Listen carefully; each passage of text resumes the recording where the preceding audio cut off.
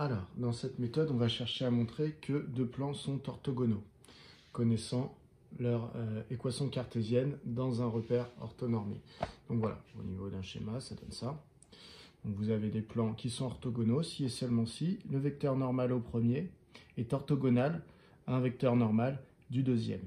Donc mon but pour prouver que deux plans sont orthogonaux, ça va être d'identifier un vecteur normal au premier plan, d'identifier un vecteur normal au deuxième plan et de voir si ils sont orthogonaux, c'est-à-dire si leur produit scalaire vaut 0.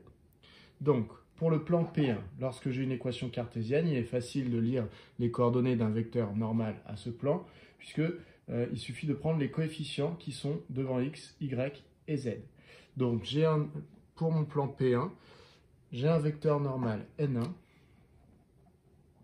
qui a pour coordonnées 5, 2, 4.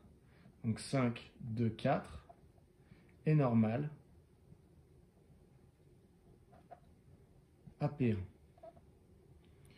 Pour le plan P2, et là j'utilise la même méthode, donc moins 4, 8, 1 sont les coordonnées d'un vecteur normal à P2. Donc je note N2, mon vecteur qui a pour coordonnées moins 4, 8, 1. Moins 4, 8, 1 est normal à P2.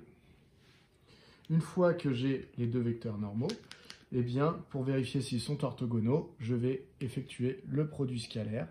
Le produit scalaire, je suis dans un repère orthonormé, donc je peux tout à fait utiliser la formule analytique, c'est-à-dire multiplier 5 par moins 4, plus, donc c'est x plus y plus z prime, donc 5 fois moins 4, plus 2 fois 8, plus 4 fois 1.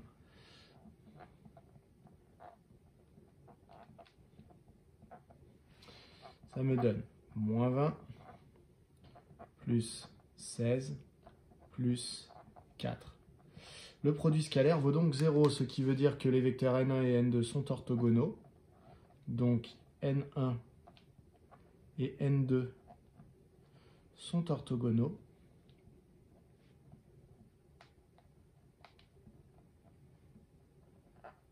Et donc, les plans P1 et P2 sont orthogonaux.